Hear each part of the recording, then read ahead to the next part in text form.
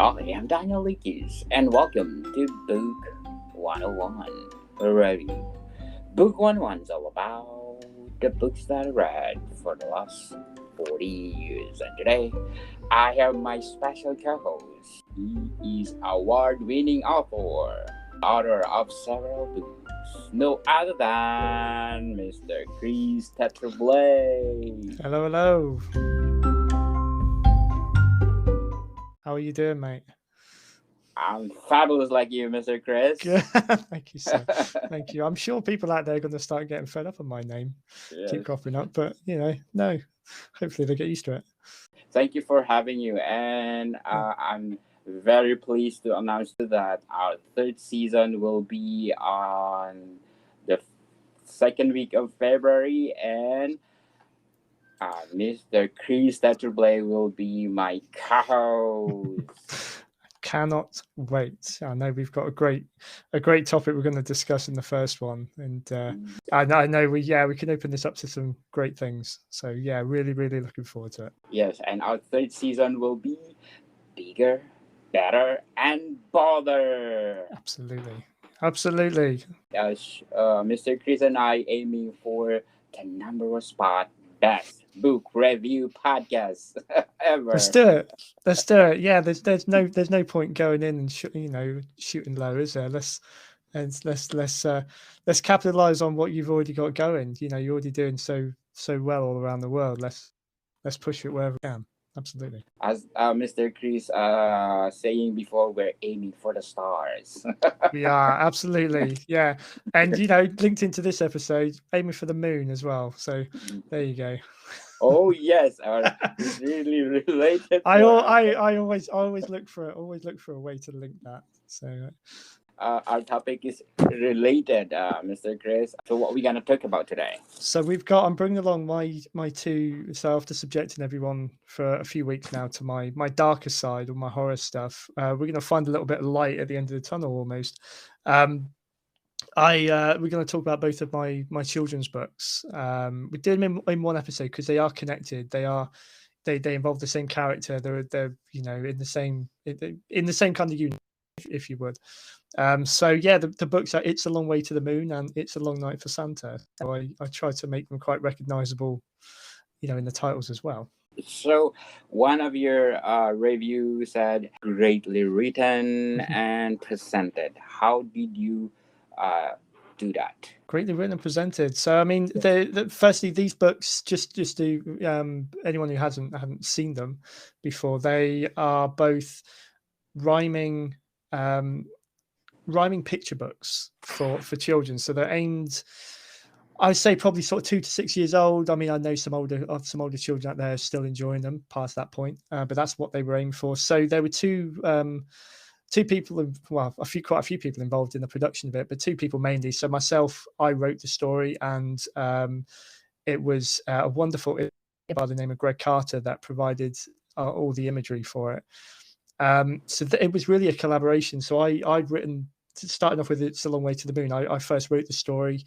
I knew I wanted it published, but unlike with my horror stuff, I knew this was going to be a little bit more difficult to get out there because this wasn't something I knew I could do myself necessarily, because I needed it to be illustrated, and I'm in no way good really with that format myself. I don't mind the writing, but I'm absolutely rubbish when it comes to any kind of artwork.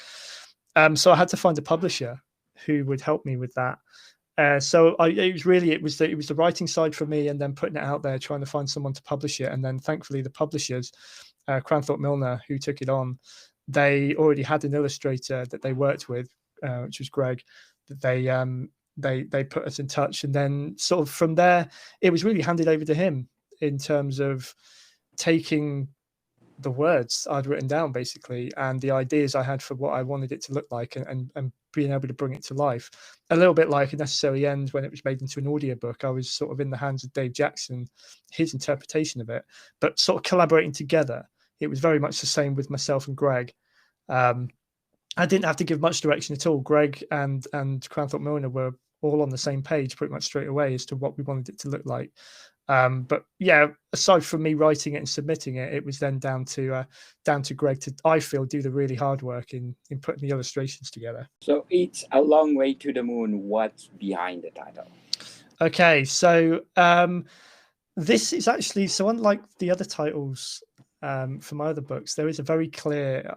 I can pinpoint the moment that this idea came to me, and it's actually come from an actual experience that I had. So my wife and I, we were kind of closing up shop at home. We were kind of, the kids were in bed. We were ready to go up at the end of the night.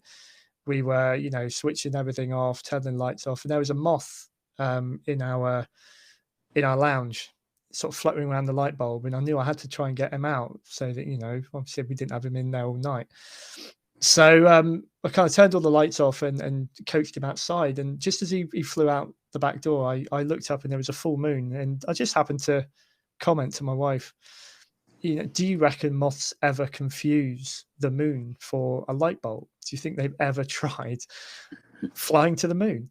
Very, very, it's a very flippant remark. It was a silly idea in a way, but it kind of gave way to this image of a moth actually trying to do that, and that is where, and this is it. This is where it came from. So the title, It's a Long Way to the Moon, it tells a story of my main character is simply called the Little Brown Moth, and It's a Long Way to the Moon is telling his story of trying one night trying to fly to the moon. He decides he wants to. He sees the moon. He wants to fly towards it. So it's probably, as far as my cryptic titles go in my other books, it's probably the clearest link to give you an idea of what's behind this one. But that is simply it. So it's telling his story, but still trying to put it in perspective that it's not an easy thing to do. It is a long way up there, but he's sure as hell going to try. So what do you think the big difference of the classic children's books like Hansel and Gretel comparing to your book right now? Oh, that's a good one, actually, because I think, like typical classic fairy tales out there, nursery rhymes, fairy tales, they've all got quite a dark undertone to them, which as a kid you don't really pick up on. It's only when I started reading these stories back to my own children that you read between the lines as an adult, and you kind of see a bit, what lies within. And I think the endings for classic ones like Hansel and Gretel and even The Little Mermaid, it wasn't until I read them to my kids that I realized how dark they were under the surface. I think the difference here is there isn't a dark, and this is quite, people might find this quite surprising coming from me, knowing the horror stuff that I've written. There isn't actually a dark undercurrent to this at all. It's a cute story, really. I would say it's. I'm not going to sugarcoat it too much, but it is a. There's nothing. There is a moral to the story. I think all children's books, there is a moral in there somewhere. For, whoever writes them, I think, is trying to put some kind of message out there, which I know are in there in the old fairy stories as well, in the old nursery rhymes. But there wasn't my intention to really, have anything that's going to really, scare kids into doing something. Hansel and Gretel can teach you, don't go wandering off in the woods, probably stuff like that. Don't go talk to strangers, don't go to strange people's houses, especially if they live in the woods and they've got big long noses, warty noses and pointed hats and stuff. There's nothing in there like this. It is intended as a bedtime story, to be honest. It was greatly influenced by a lot of the bedtime stories I was reading to my own children, a few in particular. That's what I would say. That's the main kind of. There is no. It's intended to be a heartwarming, nice, lovely, sort of cuddly story. And one of your comments for your readers, it says, "Brilliant book." There you go. How make this It's a Long Way to the Moon brilliant? I had to ask the readers. I could probably talk about this for a while. What makes it brilliant for me as the writer is, as a package, if you were to just hear the story, so it's really the story. And when I wrote it, obviously I didn't have pictures and that lying around, so the story to me it reminded me, like I say, of some of the stories that I was reading to my children at the time. So in particular, Julia Donaldson. Anyone out there who knows Julia Donaldson's work, The Gruffalo, Room on a Broom, countless others I can't think of right now, Snail and the Whale. I was reading them every night, sometimes multiple times to my kids at bedtime. I think it's because they rhymed, because they're very bright, colourful.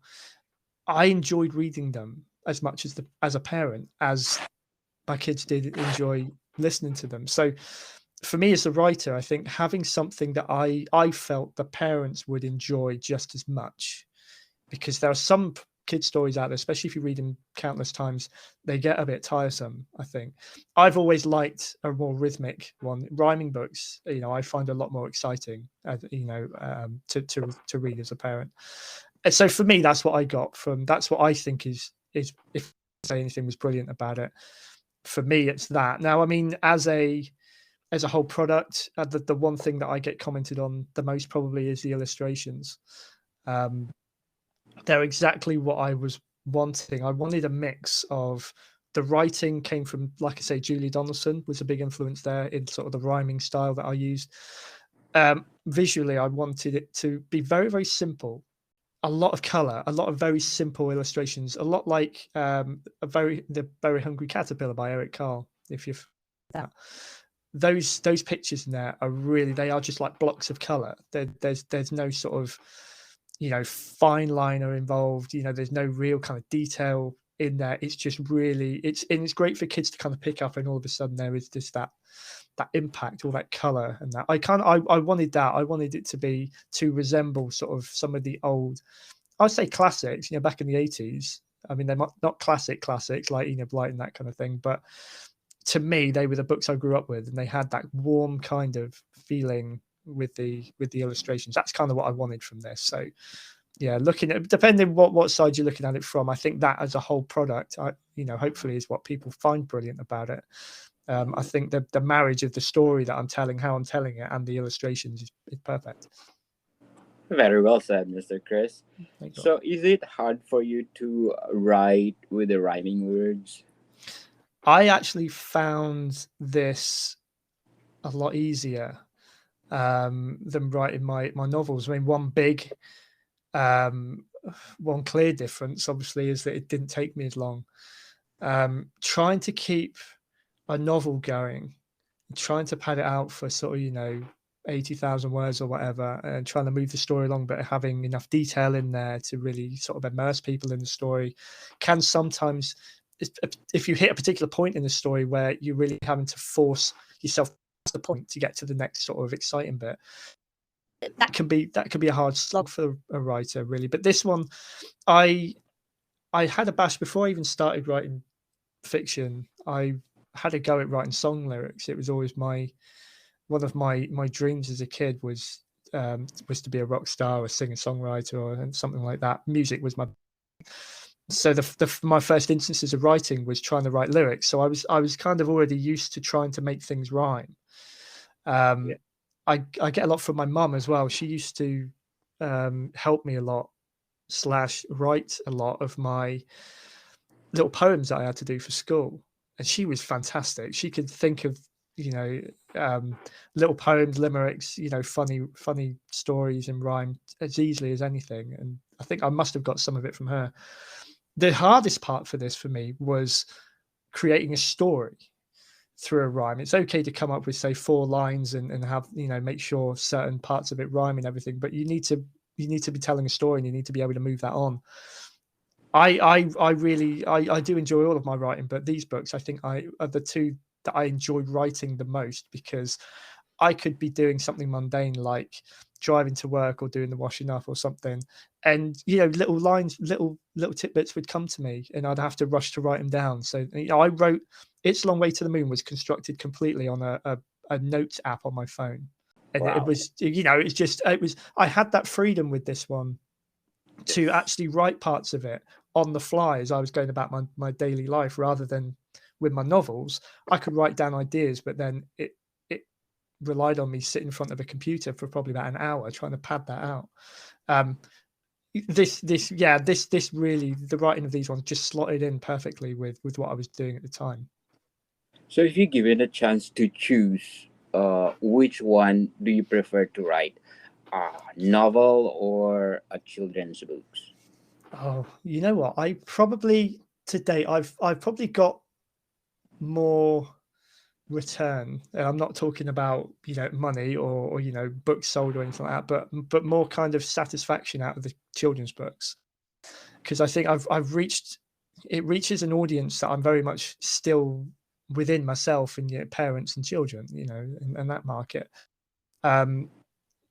So I think instantly I had people really buying into this. As soon as they knew I'd even written one, they were kind of waiting to see, when it was going to come out and things like that. My horror ones are a lot more difficult.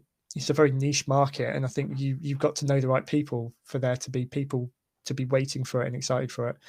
It's a lot more marketing involved. Whereas if you've got a children's book, all of a sudden you appeal to it a lot. It doesn't matter what the parents are reading; they're all reading to their kids at some point.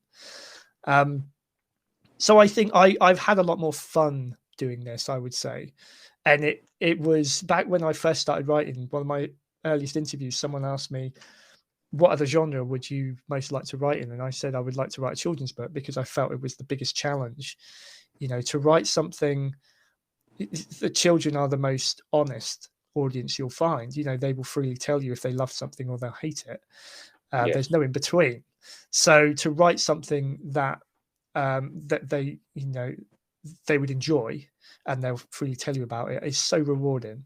But the biggest challenge, because I think I've had some other stories that I've tried my hand at, rhyming ones again, that I've not released or I've not done anything with, because I kind of like this. I don't believe it. I don't like it as much.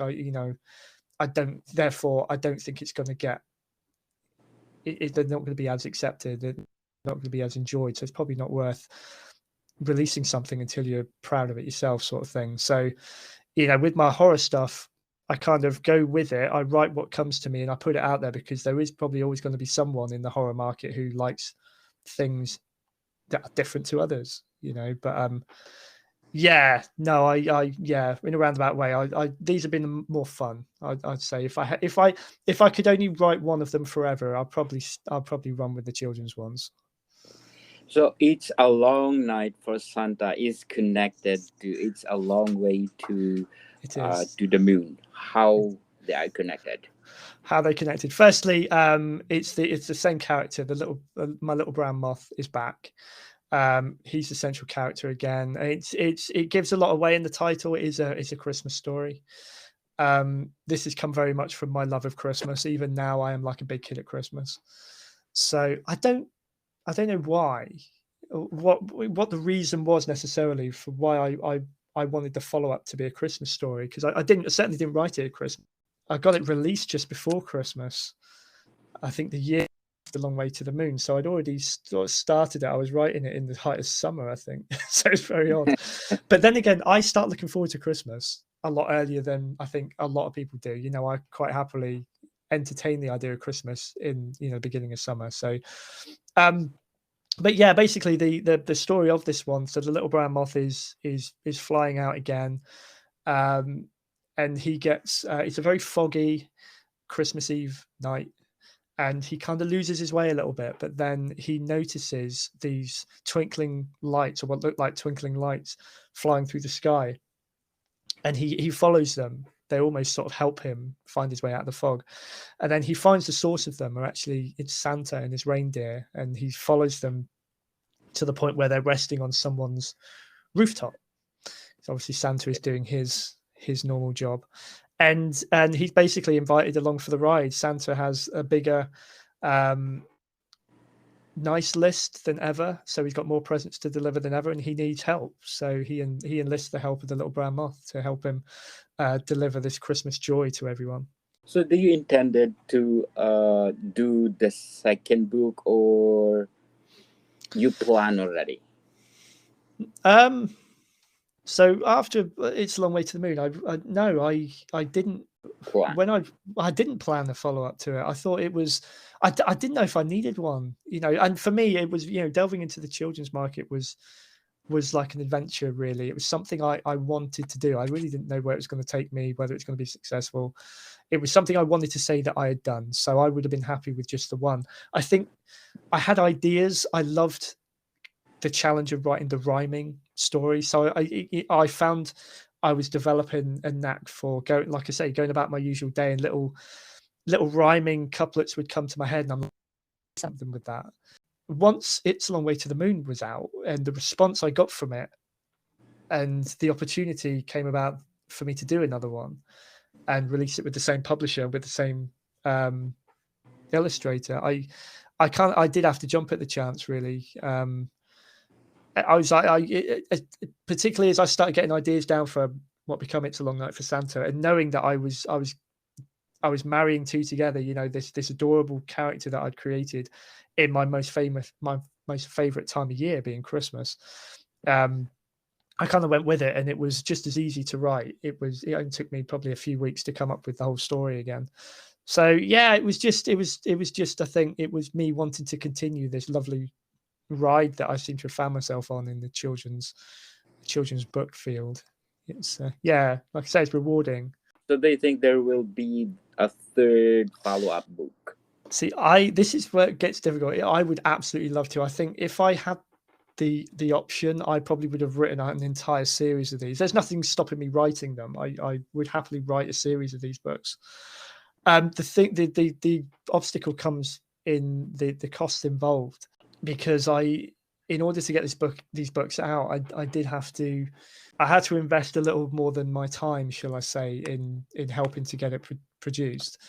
And unfortunately, it's just not something that I can afford to do again at the minute. But I mean, again, that's the hardest question for me to answer, because people, I think, who love these books, they would love to see more of them. And that is my only reason for not doing them at the moment. Is, like I say, I could have a stack of them written, but it's getting them. I wouldn't want to put them out there if I couldn't do it the same way. If I couldn't work with Greg Carter again, because he's the one that's really nailed my image, my vision for these books.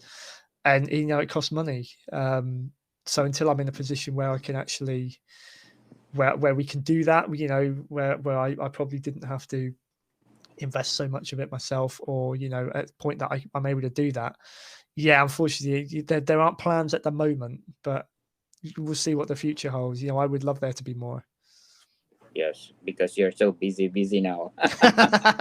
Again, the writing of these books probably wouldn't be a problem, because in between everything else I'm doing, whether it be writing or podcasting with yourself, these ones could almost write themselves in between. It is just literally the cost and that it takes to put them out there, which is a shame, because without that, they don't really, they're not stories that I could put out there just in written form. They need exactly what you see in the books that are out, these two books that are out there. They need that the level of illustration, the quality of illustration to go with them. So yeah, we'll see.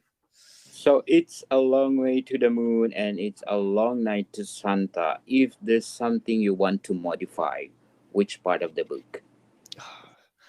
You know what? It's going to sound corny, really. I can't pick one, if I'm honest with you, because I was so happy with the story I told in both.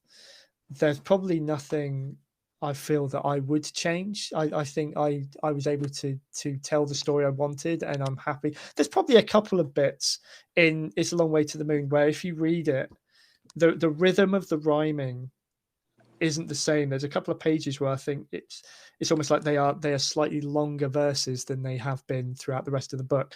I think maybe, if anything, I would probably go back and try to revise those to so that the same rhythm is kept up through the whole book. But really, on a whole, you're only talking 1 or 2 pages. I don't feel it hampers the story too much. The illustration, I wouldn't change anything at all. I think Greg did absolute fantastic job, and I'm so grateful to him for capturing that image. All I had to say to him was, this is what I want. Think Very Hungry Caterpillar, think Eric Carle. That was really my only reference point, and he created what he did. So no, there's nothing there. So there we go. If I have to hang my hat on something, yeah, maybe in It's a Long Way to the Moon, a couple of bits I would tighten up from the rhyming or the length of the verses. It's a Long Night for Santa, I was a little bit more kind of confident with what I was doing with that one. So I think out of the two, that's probably the one that actually I wouldn't have anything I would touch on that one. Very well said, Mr. Chris. So before we go on, I just want to shout out for the people listening in Germany. We have 19 places in Germany listening to us, Mr. Chris, and Absolutely. I want to Fantastic. shout them in I said Dankeschön people in Hesse. We have 49% listening to us Fantastic. yes, Rheinland Flash. I don't know if I pronounce correct the place, but Rheinland Flash. Thank you so much. We have 48% audience share in Bavaria.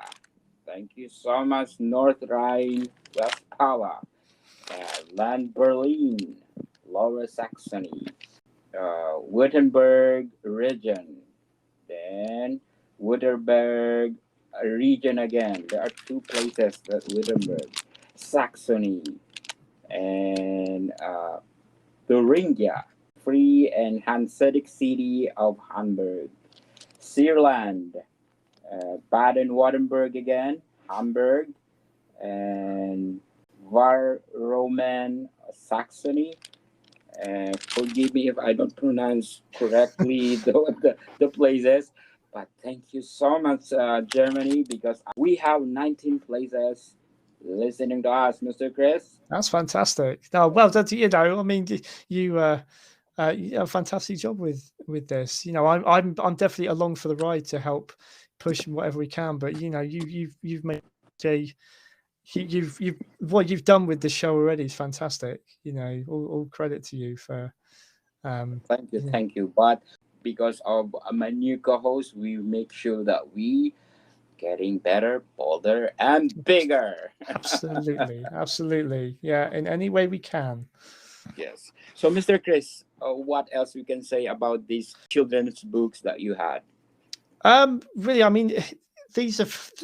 I feel like I can talk to a much wider market than I've been able to before, because my horror books are very much like, if you like this, then hopefully you'll like my books. If you don't even have to be a parent, I don't think, to be fair. If you've got children in your family that you buy for, nieces, nephews, sisters, brothers, all of that, hopefully, if you're ever on the lookout, if you've got any children up to, I would say, up to the age of about 6, but it's not limited to that, because again, my kids are nearly 9 and they still love looking at books like this.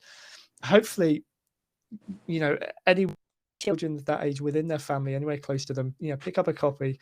They're both available, not only in paperback, they're both available in Kindle version as well. And It's a Long Way to the Moon is even available as an audiobook, which you can get on Audible, as well as a few other platforms along the way. So I've kind of tried to corner the market a little bit on that one, to try and give every possible platform. If you've got any kids that love picture books, they love rhyming books, they love think bright, colorful, bedtime stories, daytime stories. Hopefully, either of these books will be perfect. Obviously, It's a Long Night for Santa is very geared to a particular time of year, which we are now unfortunately slightly past. But if you are looking at little stocking fillers come that time again at the end of this year, hopefully, give them a whirl. What I've tried to do, as I've said before, is I've tried to make this as enjoyable for readers, for the parents or whoever is reading these. It's as enjoyable as it to read them as it is for the kids to hear them. I've read these books. I did a few spots before COVID came along and put a stop to it. I did a few live in-person reading events of these books in libraries. I know there's been a few school teachers. There's actually a school teacher out in France that I know is still helping to buy a supply of both of these books to have in her English class over there. So, I mean, thank you to everyone who already knows and enjoys these books, because these really have been the ones that have I've had the most rewarding time with out of all my writing journey. So no, thank you to everyone who's already enjoyed it. Anyone who hasn't, please go out there. You can find them on Amazon. And yeah, you just Yes. let me know what you think as well. I love to hear back. I love to to hear Yes. how you them. So Yes, let's support Mr. Chris. As I said, if you support them, they give their best because this podcast is created to empower writers all over the world. So, Mr. Chris, in preparation in writing your two children's books, what did you do? um well, I just had to have my phone handy. That was it. I mean, if you okay, so again, two folds to this. When I knew I was trying to write it, having my phone handy, like I've said, because it was on there that I captured over a period of about 3 weeks. It's a Long Way to the Moon was written on a notes app on my phone. So without that, I would have been pretty lost because I was going here, there, and everywhere. My job at the time. So having the means of capturing those moments of inspiration were fantastic. In terms of giving me the inspiration to write it, it was a few years of reading to my children every night, every day, because that really gave me it gave me the idea of what was out there, what I enjoyed as a parent, what my children enjoyed at certain times, at certain ages, what they engaged with more. So I think really my whole vision for this book came from all of those nights that I spent reading these books, and in particular Julia Donaldson. There's another series out there, what I call the Underpants series. There's the Pirates Love Underpants, I think, was one of them that just did a rotation every night for several months in our house. Again, they're rhyming stories, and I think it was all of those. So credit to all of those authors who write these rhyming picture books. All the ones I've read, you've all inspired me to write these because of how much joy I know it gave me and gave my children. So yeah, exposing myself to the market and getting involved from a parental point of view, and then technology helping me to capture my ideas. Really, that's the two big things that went into these. So, it's a long way to the moon. How many days and months you wrote this? There you go. Yeah, easy. Yeah, 3 weeks. This is actually one that I've always kept in my head. All the others, the novels, they kind of happen, round about over this amount of time, about 6 months, start to finish. Yeah, I actually remember writing the first line for this, and I knew when I'd finished it. So it took 3 weeks, 3 weeks to write it, and it then took a further year, 18 months, I think it was. It took me probably another 6 months after writing it to find a publisher, and another 12 months past that to get it produced, get it illustrated and released. So it was a project over about 18 months, 2 years. But for me personally, my bit was done within 3 weeks. Yeah, I think it was the same again. It was about 3 weeks. It may, or within that time, it didn't take me very long for that one. Again, because I was already kind of in the throes then. I'd not long, I was kind of in the zone, if it were, with, I knew what worked with It's a Long Way to the Moon. So I already had some ideas down for It's a Long Night for Santa. So yeah, within sort of 2 or 3 weeks writing it, it then took, I think it was a year after that it took to illustrate it and release it. I had it released a year, just over a year after It's a Long Way to the Moon, obviously with the same publisher, so I didn't have to do the legwork. It's just simply, here, I've written another one. Do you like it? So, thankfully, So, they did. who come first publish your It, Apocalypse trilogy or the children's book? That was my Apocalypse trilogy, actually. Yeah, all of my horror books were actually out before my children's books. So these are actually my two most recent releases, even though they are now sort of two or 3 years old, respectively, I think. Yeah, these came afterwards. So it's I actually released A Necessary End, I think, literally about a few weeks before It's a Long Way to the Moon came out. So it was a very exciting time for me. I think that was 2019, I'm pretty sure. So I actually, I had, that was my most recent horror book, and then my first kids book released within a few weeks of each other. But yes, yeah, these are the more recent end of my work at the moment. So let's talk about the transition because you're writing horror, and then you come up with the children's books? I think if growing as a parent, as cliche as that sounds, to be honest with you, because it was sort of, I had my horror stories in my head waiting to come out when I found out that my wife was pregnant. So that kind of gave way to, okay, you know, all of those ideas came out, and I was inspired then to write my horror stuff during those early stages. I mean, I think they were 2 years old, 2.5 or something by the time the trilogy was out, I think. So, you know, my transition then, it was very much parenthood that kind of took me on the journey towards children's books. You know, I almost had to, I think, had I not had children of my own and wasn't reading the amount of children's stories that I was at the time, I probably wouldn't have been as propelled, even though it's something I wanted to do. I wouldn't have been as comfortable and propelled to move into that realm or to give it a go.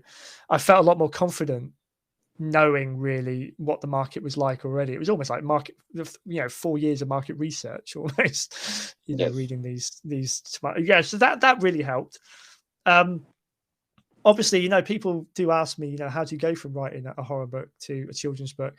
I mean, obviously, the two very different approaches. You do know when you're writing a horror book and when you're writing a children's book. I mean, I don't think there's any real magical you know, switch that you flick to go from one to the other. You just know that you know what you're trying to achieve, and you know the market that you're trying to appeal to, because they're so starkly different. I think that makes it easier. If I was to switch from horror to crime thriller, for example, or sci-fi, you might find there's a lot more kind of overlap. You know, there would probably be horror elements sneaking into my crime thriller, for example, just simply because I'm still writing for adults. It's very difficult to go from one to the other. But where you're going from adults, you know, from a very dark side of adult fiction to kids, it's very easy to swap your brain over, as long as you've got the ideas and you've got, I suppose, the awareness of what you're trying to achieve and who you're appealing to with the children's ones, because that in itself is a mind. You know, you've got so many different layers of children's, like, reading ages, I think, for one as well. You know, 2-year-olds who pick up my book, you know, they won't be able to read it for themselves. They're there for the joy of having it read to them.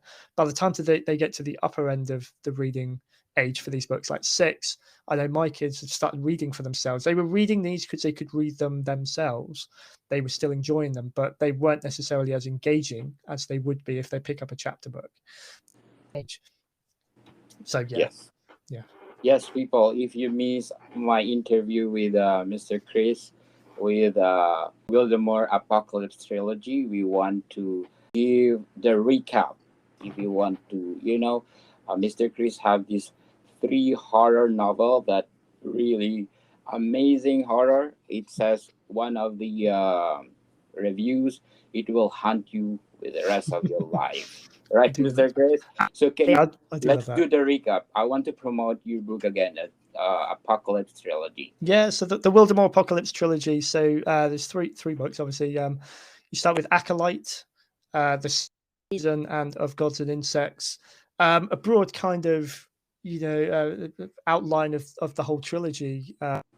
It's an apocalyptic trilogy, as the name suggests. So it's based around my ideas of what possibly happened in December 2012, when it was prophesized that the world would end or something cataclysmic would occur, which would drastically shift something in the world. You know, I told the story in one of those, I think it was Acolyte, in the episode where we talked about that, with my fascination with the 2012 prophecy and the fact that this date, December 21st, 2012, came and went with no great fanfare, and we were all still here living our daily lives. This is my take on, okay, maybe something did happen, but not everyone saw it. Not everyone's aware of it. So this whole trilogy really goes into, it's historical. There's some historical kind of horror in there. We're going back to sort of the 17th century to tell the backstory of it up to what was present day 2012 come the end. And yeah, some dark forces, dark people, and some sort of heroes along the way that you meet that you really do pull for. But there are twists and turns along the way.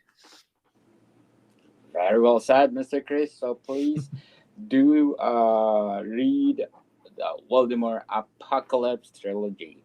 And probably next week, Mr. Chris, you will be my guest on my Food 101.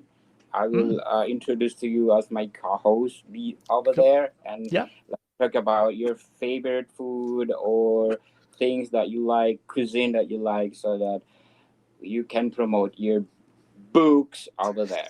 That sounds good. No, I'll enjoy that. Yeah, definitely. Thank you, mate. Yes, and if Book 101 review, I have 136 countries listening to me. My Cool. Food 101 had, I think, 115 countries. So it's Wow. lesser, but it's That's it's fantastic. it's it's another market because it's food, food, food. Yeah, that's good. And I'm a fan of food. So yeah, Yes, definitely definitely. always got something to talk about there. Yes, let's talk about your favorite food. Sounds So, good. Mr. Chris, once again, invite our listeners or readers to buy your books. Yeah, please do. So I can finally say, it doesn't really matter what you like to read. If you like a bit of dark horror, I do that. If you've got children and you like children's stories, I do that as well. You can find all my books on Amazon. Like I mentioned in this episode, my children's books, It's a Long Way to the Moon, It's a Long Night for Santa, are both available in paperback, Kindle, and It's a Long Way to the Moon is even available as an audiobook if you prefer that as well. Which is so I know a lot of parents, they kind of go to that rather than kind of reading a book themselves as well. They like to put a book on to their children to listen to. So yeah, hopefully it's a fantastic version of it. I've it's got soundscapes in there and everything. I need to give a shout out to the Stardust Experience, the guys that put that together. So please give that a listen. But yeah, I'm not too hard to find. If you have a look on Amazon, Chris Tetreault-Blay, there is only one of me, thankfully, and you'll be able to find them all there. Whatever your pleasure is, whether it's light, dark, or indifferent. Yes. Do you think in the future you can write a fantasy novel? I don't know. It's something actually. Yeah, I know a few authors who write in that realm, and I've tried reading some of their stuff, and it's things like Lord of the Rings as well. I mean, that's pretty high fantasy, I think.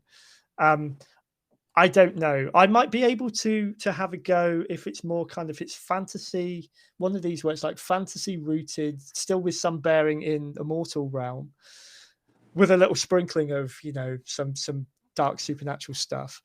I might be able to have a go at that. I don't know if I'd be any good, but who knows? This is a year for trying things new. Yeah. So Yes, definitely. that's it.